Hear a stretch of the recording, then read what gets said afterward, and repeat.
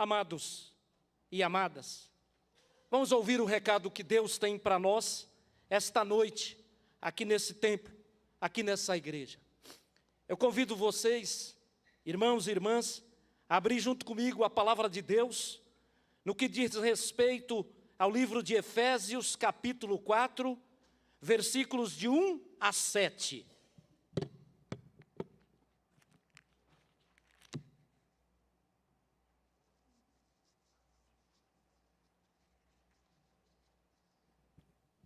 Efésios, capítulo 4, versículos de 1 a 7. Eu quero falar hoje sobre a unidade da igreja.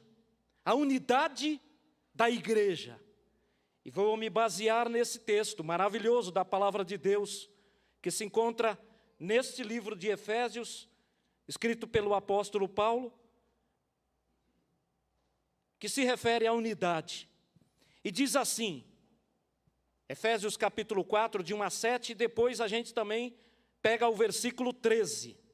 Então, de 1 a 7 diz assim: portanto eu, prisioneiro no Senhor, peço-vos que andeis de modo digno para com o chamado que recebestes, com toda humildade e mansidão, com paciência, suportando-vos uns aos outros em amor, procurando cuidadosamente manter a unidade do Espírito no vínculo da paz.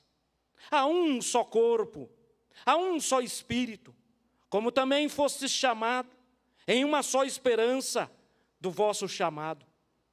Há um só Senhor, uma só fé, um só batismo, um só Deus e Pai de todos, que é sobre todos, por todos e está em todos.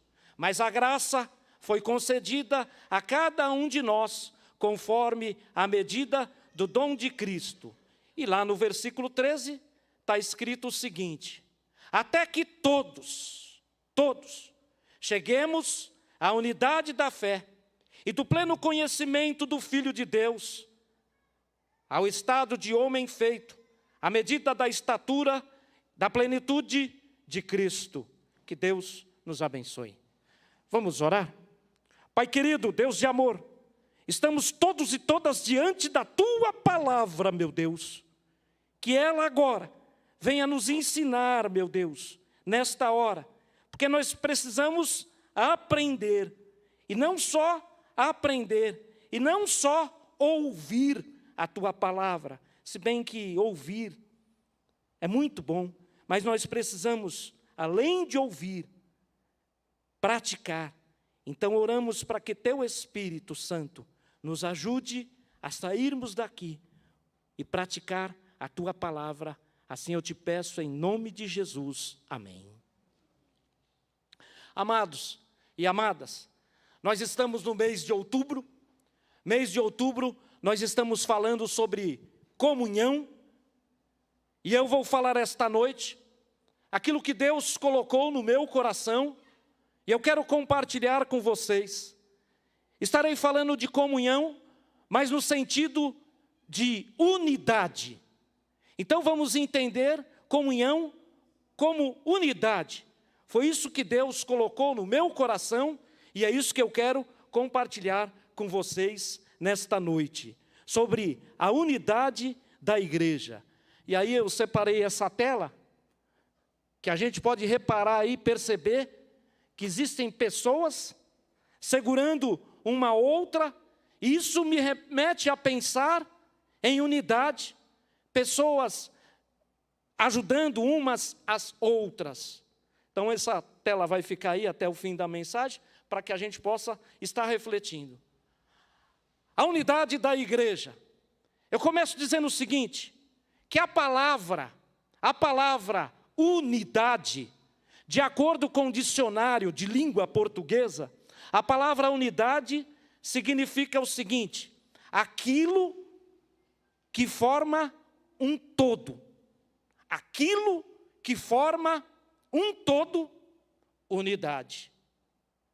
Meus amados, qualquer corpo, qualquer objeto material, qualquer corpo material é formado por união de moléculas. Isso é física, isso é ciência. Qualquer objeto que você olhar, que você pode tocar, qualquer um é formado por moléculas, união de moléculas. Por exemplo, agora, você está sentado aí no banco, você nem está percebendo, mas você está sentado sobre mais de 1 trilhão, sei lá quantos milhões de moléculas, que todas juntas fazem a formação do banco que você está sentado. A união de moléculas. Esse microfone que eu estou usando aqui agora, tem muitas, 1 milhão, não sei quantas milhões, não dá para a gente contar, muito menos ver com o olho nu quantas moléculas estão juntas aqui e compõem esse microfone, ou esse púlpito, ou esse violão, ou qualquer outro objeto. Eu quero dizer com isso que qualquer corpo é formado por moléculas, todas unidas na formação de um corpo. Agora veja, assim é formada a igreja.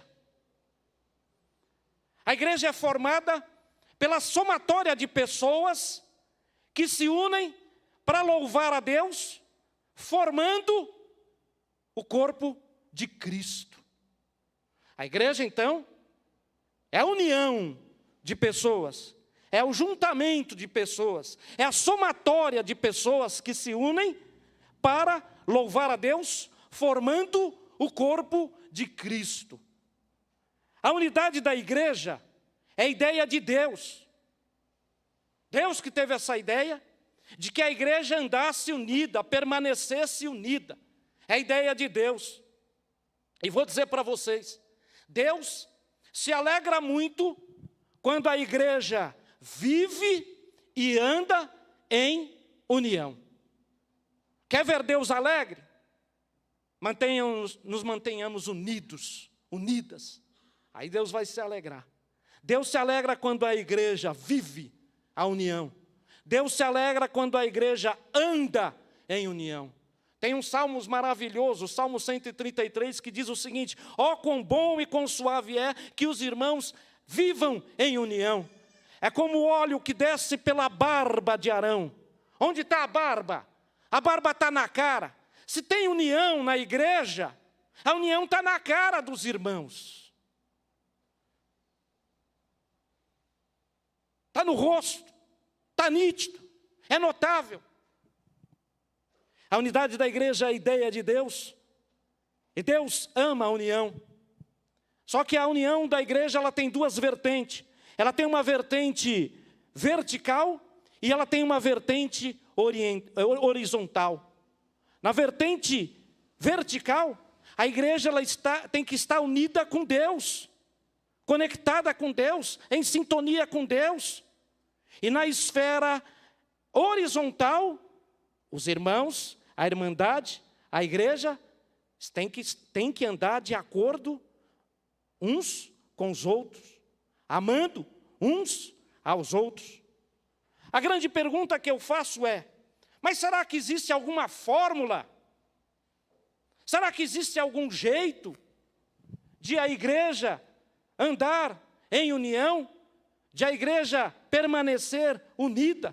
Será que existe alguma receita para isso? Será que existe alguma fórmula para isso? Como é que a igreja vai crescer? Como é que a igreja vai andar unida? Como é que a igreja vai andar em comunhão? Como que a gente vai saber isso? Existe essa fórmula? Sim, senhores. Sim, senhoras. Existe uma fórmula poderosa para isso, para nos ensinar que a igreja pode sim andar em união. Aí você me pergunta: mas irmão Batista, onde está essa fórmula? Sabe onde está essa fórmula? Essa fórmula está na palma das tuas mãos. Essa palavra que eu li agora para a igreja, essa é a fórmula. Efésios capítulo 4, na verdade todo o versículo, todo o capítulo, mas especialmente do versículo 1 ao versículo 7 e depois o 13, a fórmula é esta. A fórmula é esta que se encontra onde nós lemos, no Efésios capítulo 4, de 1 a 7. É esta fórmula. E se nós pegarmos esta fórmula e colocarmos em prática na nossa igreja, certamente, meus irmãos, não tenha dúvida, certamente a nossa igreja será mais abençoada e mais feliz se nós praticarmos esta fórmula.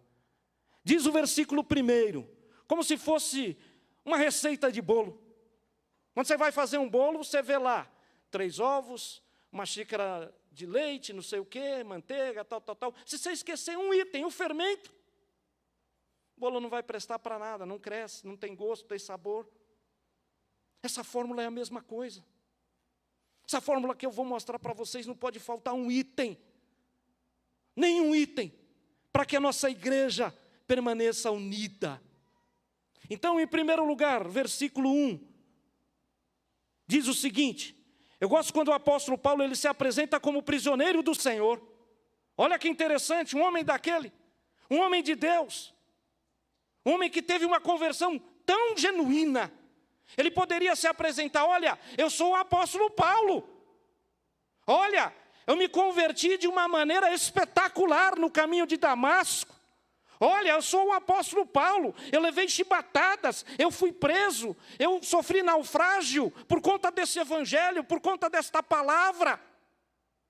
Mas não, ele poderia ter falado assim, olha, eu sou o apóstolo Paulo. Sabe o que eu fiz um dia? Eu subi até o... Ele não fala que é ele, mas a gente entende que é ele. Eu subi até o 3º céu. Mas só que ele deixa tudo isso de lado e diz o seguinte, portanto eu, prisioneiro no Senhor. O apóstolo Paulo. Muitas qualidades, mas ele deixa nessa posição de humildade como prisioneiro do Senhor. E ele diz para a igreja, a receita que ele dá para a igreja se manter unida é essa. Versículo 1, peço-vos que andeis de modo digno para com que fostes chamado. Peço que andes de modo digno para com o chamado que recebestes. Andeis de modo digno para com o chamado que recebeste. Isso aqui, gente, é para a igreja. Isso aqui é para o contexto de igreja. Para que a igreja ande de modo digno com o chamado que ela recebeu. Qual é o chamado da igreja? O chamado da igreja é o chamado para salvação, para dar testemunho.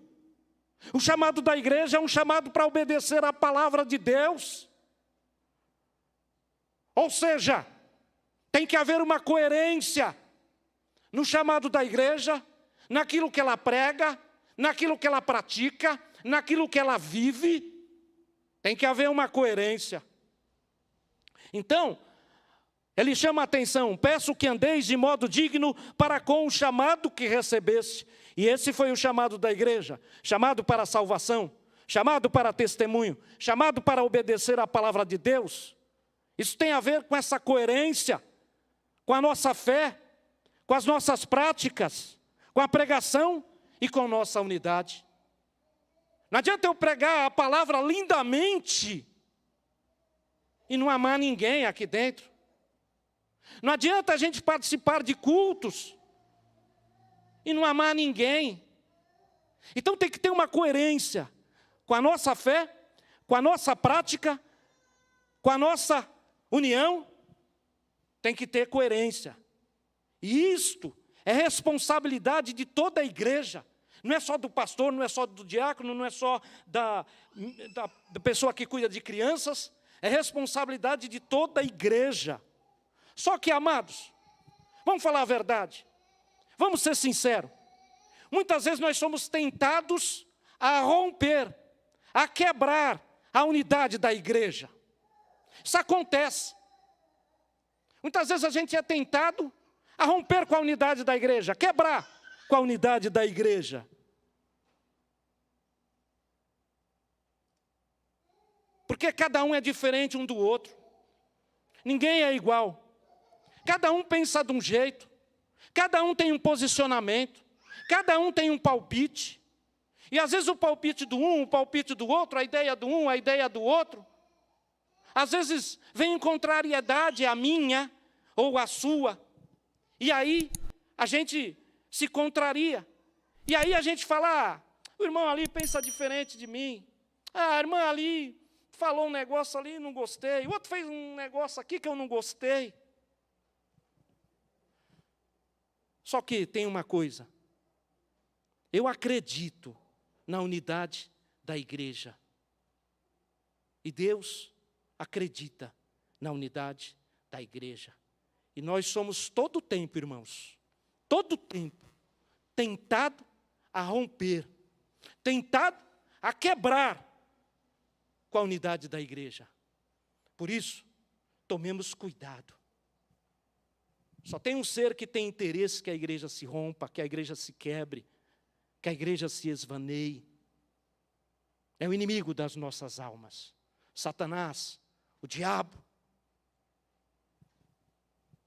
Segundo lugar, versículo 2 e versículo 3 diz o seguinte, é questão de relacionamento, questão de relacionamento.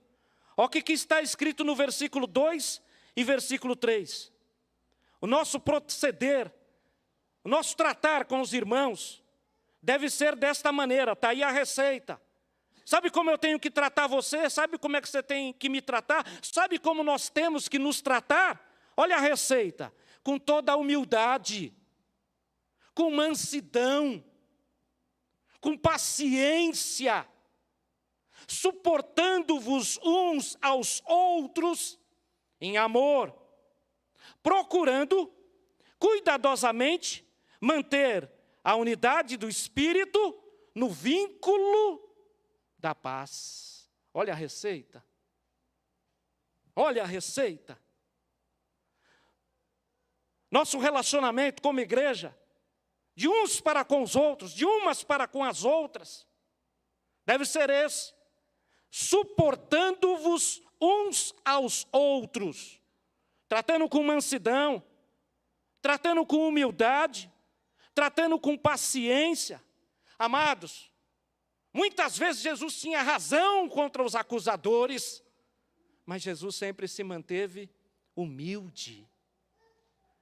A receita é essa: com toda a humildade, mansidão, paciência, suportando-vos uns aos outros com amor. Se a gente pegar essa receita e aplicar essa receita, tratar um ao outro com humildade, mansidão, paciência, suportando-vos uns aos outros em amor, sabe o que vai acontecer aqui nesse ambiente, nessa igreja? Essa igreja terá aqui, invisivelmente, o vínculo da paz. É isso que vai acontecer. E aí o apóstolo Paulo, ele fala o seguinte: suportando-vos uns aos outros. Suporte é uma peça importante. A gente usa suporte o tempo todo. Aqui nessa igreja tem um monte de suporte. Vou te dar um exemplo de um. Essa tela aqui, ó, aquelas duas presilhas estão suportando essa tela. Olha o peso que essas duas presilhas ali em cima suportam desta tela. Se alguém chegar para mim e falar, irmão Batista, não fica aí embaixo não, porque aquela presilha ali, ó, que está suportando aquele peso, ali está frouxo, ali aquele parafuso está espanado, não fica aí embaixo não. Eu não ia ficar aqui embaixo, levar 30 quilos na cabeça, isso é suporte. E tantos outros suportes que nós temos aqui. É mais ou menos essa ideia, dessa receita que o apóstolo Paulo está trazendo para a igreja. Suportando-vos uns aos outros. Amados, suportar uns aos outros, sabe o que significa isso? Significa aguentar uns aos outros. Sabe o que significa isso? Significa tolerar uns aos outros. Sabe o que significa isso? Significa sustentar uns aos outros. Não é um sustento financeiro, mas é o sustento do suporte. Como eu lhe dei o exemplo aqui. Às vezes na igreja, infelizmente, acontecem conflitos, infelizmente. Às vezes na igreja acontecem ofensas, infelizmente. Às vezes acontecem divergências. Às vezes a igreja é até partidária, como era a igreja de Coríntios. Ah, eu sou de Paulo, opa, eu sou de Pedro, eu sou de Cristo. A igreja não pode ser partidária. E aí há os conflitos, há as ofensas, as divergências. Mas só que, amados, o que deve prevalecer é a humildade, a paciência. Sabe o que eu aprendi? Que a igreja, aqui na terra, a igreja é como se fosse um laboratório. Onde aqui na terra, eu, você, nós, estamos aprendendo, aqui nesse laboratório, a ser uma igreja. E procurar andar juntos, suportar, andar em amor. Aqui é o laboratório. Sabe por que eu digo isso? Eu digo isso porque um dia tudo vai acabar. Tudo vai acabar. Só vai resistir duas coisas: a igreja e a comunhão. Isso vai permanecer lá na eternidade, gente. Por isso que a gente tem um laboratório aqui, chamado igreja, onde eu posso suportar você, você pode me suportar, onde eu posso te amar, eu tenho a oportunidade de ser amado e te amar, e você me amar, e nós nos amarmos uns aos outros, suportarmos uns aos outros, mesmo que haja conflitos, ofensas, divergências, cada cabeça uma sentença. Mas se a gente pegar essa receita e aplicar na nossa vida, na nossa igreja, certamente nós viveremos aqui no vínculo da paz. Amém, igreja? Terceiro lugar, o versículo 4 e 5, a receita continua. Olha o versículo 4.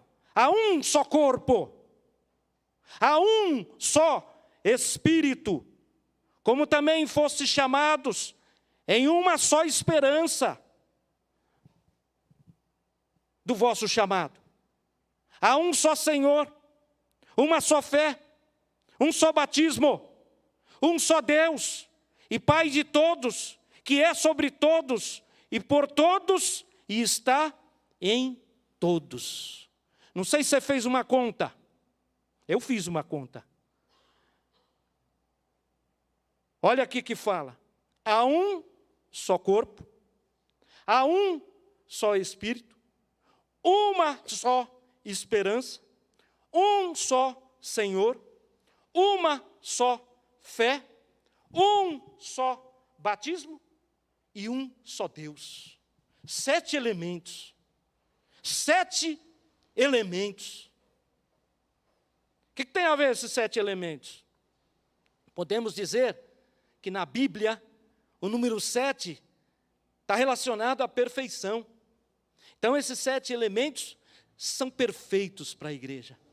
E que interessante que não são 2 corpos, 3 corpos, 10 corpos, um só corpo.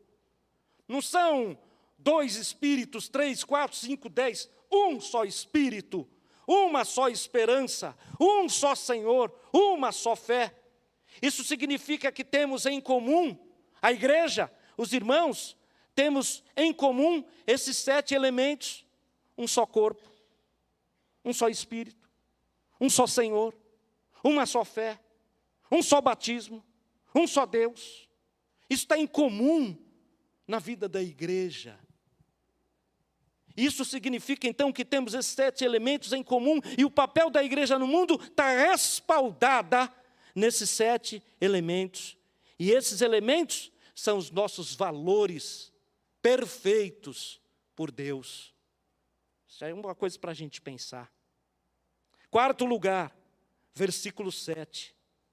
A receita continua dizendo o seguinte: mas a graça foi concedida a cada um de nós, conforme a medida do dom de Cristo.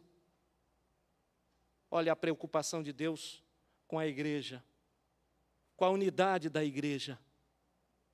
A graça de Deus foi dada. E vou dizer, nenhum de nós merecíamos. Nem o mais bonzinho aqui debaixo desse teto não merecia essa graça.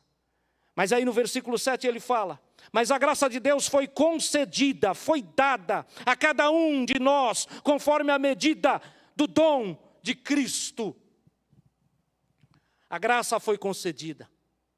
Cada salvo, cada pessoa salva, possui a graça de Deus, a graça de Jesus, o favor imerecido. Olha que interessante, Deus é um Deus justo, Deus é um Deus soberano, Deus é um Deus supremo, Deus é um Deus poderoso, sobretudo justo. E sendo Deus justo, Ele podia olhar para mim, por exemplo, e falar: ei, você é pecador demais, cara. Vou dar a minha graça para você para quê? Ou Deus podia olhar para qualquer um de nós aqui e não ver perfeição nenhuma. Porque todos nós, até o apóstolo Paulo, ele fala: miserável homem, miserável pecador que sou. Mas cada salvo possui essa graça de Deus, essa graça operante.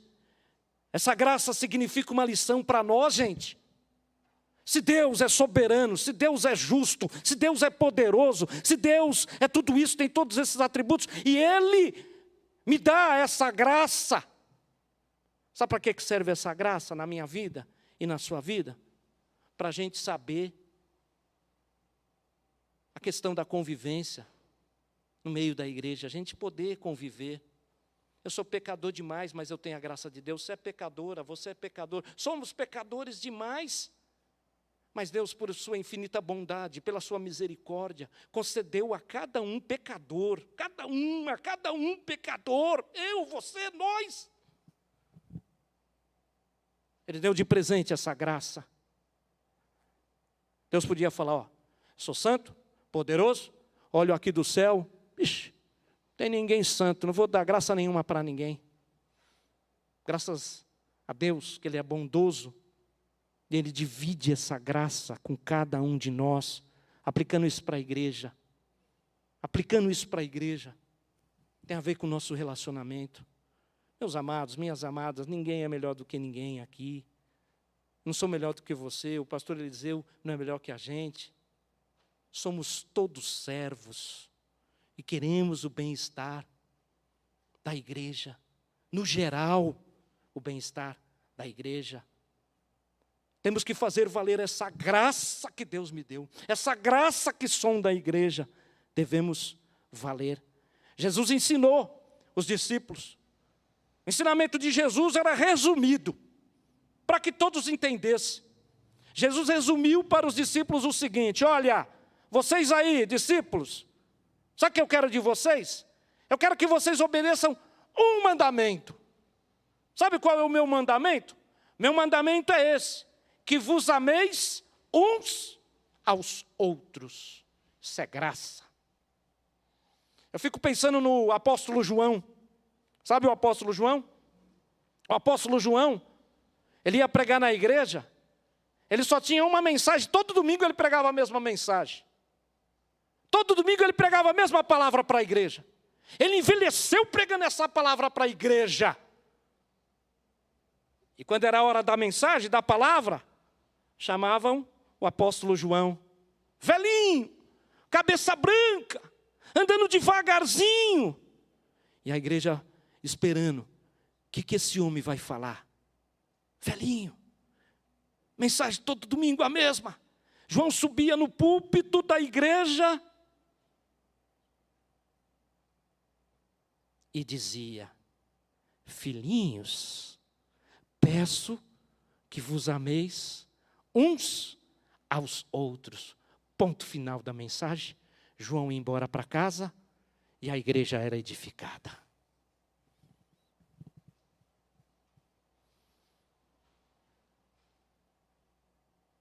Quinto lugar, versículo 13. A unidade da igreja.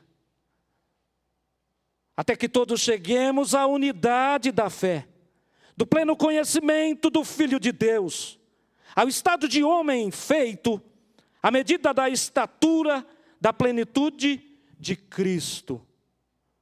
Até que todos cheguemos, que todos alcancemos. Primeiro, maturidade. Precisamos ser maduros. E para ser maduro, gente, a gente precisa sempre estar firme na doutrina, na palavra de Deus, nunca escapar, nunca dar brecha. Então a gente precisa dessa maturidade. Esses sim são os 3 ideais da igreja: maturidade, conhecimento da plenitude, da profundidade de Cristo e buscar essa plenitude. Se a gente conseguir isso, a nossa igreja sempre irá ser unida. Se a gente pegar isso como base, maturidade, unidade da doutrina, no amor, na fé. Se a gente começar a praticar esse amor, praticar essa fé, praticar essa doutrina, como também conhecimento de Cristo plenamente, profundamente. Como é que eu conheço a Cristo? Cada vez mais procurar ler a Bíblia, cada vez mais procurar a palavra. Eu já li a Bíblia por 3 vezes, não me tornou teólogo. Mas eu aprendi uma lição. Cada vez que eu leio, eu estou mais perto de Cristo. Faça isso. Leia, busca, pratica, entenda a doutrina. Cada vez que a gente lê a Bíblia, a gente sente Cristo, sente Deus mais perto da gente. Porque ela é a palavra de Deus. Conhecimento de Cristo, plenitude e profundidade. Buscar essa plenitude em Cristo. Já pensou, amados? Pensa nisso, pensa nisso. Já pensou se nossas igrejas, todas elas, buscassem mais maturidade? Imagina isso. Se todas as igrejas procurassem mais conhecimento, mais plenitude de Cristo, todas elas. Já pensou isso? Se todas buscassem mais plenitude em Cristo? Deus não está procurando igreja. Igreja tem um monte por aí, ó. Um monte. Em Itaquá, tem um bairro lá, que num ponto só tem 3 igrejas. 3 igrejas num lugar só. Então tem uma esquina, tem um salão, que está escrito lá, igreja evangélica não sei o quê, cultos, terça, domingo, tal, igreja evangélica. Em cima dessa igreja já tem outra. Em cima, igreja evangélica não sei o que lá. Em cima uma da outra, até concorrente uma da outra. E lá ainda, lá em cima, é um prédio, diz que lá tem uma sala de oração de uma outra igreja. Deus não está procurando igreja. Deus está procurando maturidade entre os cristãos. Deus está esperando que a igreja hoje, a igreja sou eu, a igreja é você, a igreja somos nós, que a igreja seja hoje madura na unidade, na doutrina, na fé, no amor, que a igreja tenha esse conhecimento, essa plenitude de Cristo de maneira profunda e buscar essa plenitude de Cristo em todo o tempo, enquanto ela existir na face da terra. Eu quero concluir essa palavra. Essa é a receita. Simples assim. A unidade da igreja está aqui, ó. Efésios capítulo 4, de 1 a 7. É a receita para a unidade da igreja. Essa receita de Efésios capítulo 4, de 1 a 7, é como se fosse essa receita do bolo que você vai fazer e que não pode faltar um item sequer. Você está pedindo 3 ovos, você tem que espremer 3 ovos. Se espremer 2, dá diferença. Espremer 2,5, dá diferença. Mesma coisa aqui aplica para a igreja. Amados, sabe o que eu aprendi? Que a nossa ligação, eu sou ligado a você, e você a mim, e nós uns aos outros, umas às outras. E a nossa ligação, ela não é material. A nossa ligação é espiritual. Por que eu digo isso? Porque nós não somos irmãos legitimamente. Cada um tem sua mãe, seu pai que te gerou. Mas nós somos irmãos, irmãs, uns dos outros e umas das outras. Não é isso, gente? Nós somos irmãos. Nossa ligação é espiritual. Em todos os ambientes que a gente participa, qualquer ambiente que você frequenta, na escola, no trabalho, nas repartições, qualquer ambiente, tem a política da amizade. Bom, estou trabalhando ali, enquanto eu estou ali naquele trabalho, enquanto eu moro naquele bairro, enquanto eu participo naquela repartição, eu vou manter boas amizades. É uma política da boa amizade. Mas quando você sai dali, quando você muda do bairro, muda de emprego e tal, e etc. e tudo, o que acontece? O amigo fica por ali mesmo e tudo acaba por ali. Agora a igreja não. Aonde você for, qualquer igreja que você frequentar, não existe a política da amizade, mas existe a irmandade. Somos irmãos em Cristo Jesus. Política da irmandade. Não é a política, é a própria irmandade. Deus é nosso Pai. Somos filhos desse Deus. E a alegria do Senhor é ver a igreja andando unida, tal qual esse retrato. Isso retrata a união da igreja. Cada um segurando firme, cada um apoiando, cada um sustentando. É isso que Deus quer ver na igreja. Não só nessa, mas em todas. Eu termino aqui fazendo das palavras do hino do cantor cristão. O hino 381. Eu faço desse hino a minha oração pelas igrejas que eu passo. O hino 381 do cantor cristão tem sido a minha oração particular pela igreja. E tem sido o meu lema. O que eu quero da igreja? O que eu sou da igreja? O que eu pretendo da igreja? Aí as palavras desse hino 381 do cantor cristão. Eu não vou cantar, porque senão vai todo mundo embora. Eu vou ficar aqui sozinho cantando. Mas eu vou falar as palavras, endossar ela como lema para a minha vida, como lema para a minha igreja. Umas frases do hino do cantor cristão 381 diz o seguinte: é sobre o amor fraternal, é sobre a unidade da igreja, o amor entre os irmãos. E sabe o que diz? Diz o seguinte: Jesus, pastor amado, contempla-nos aqui, concede, permita que sejamos um, não 2, 3, 4, 5, 10, mas um corpo, só em ti. Contendas? Não queremos. Malícias? Não. Contendas e malícias não. Intriguinhas não, briguinhas não. Isso não edifica ninguém. Contendas e malícias que longe da igreja, longe de nós vão. E que nenhum mínimo, nenhum desgosto impeça a nossa comunhão. E sabe o que diz o hino ainda? Se tua igreja, Deus não tem denominação, batista, assembleia, não, a igreja, se tua igreja toda andar em santa união, aí sim, será bendito o nome de cristão. Que Deus nos abençoe, que Deus nos fortaleça, que Deus nos ajude a cada vez mais, não só ouvir, mas praticar essa palavra e aplicá-la na nossa vida, na nossa igreja, em nome de Jesus. Que Deus abençoe a união da nossa igreja, em nome de Jesus. Aí alguém pergunta: mas irmão Batista, tem alguém brigando aí na igreja? Tem alguém descontente aí com alguma coisa? Não, amados, isso aí tudo é o Espírito Santo de Deus que quer falar com a igreja. Isso aí é o Espírito Santo de Deus falando com a igreja, alertando a igreja, fortalecendo a igreja, direcionando a igreja, trazendo paz para a igreja. É isso que acontece.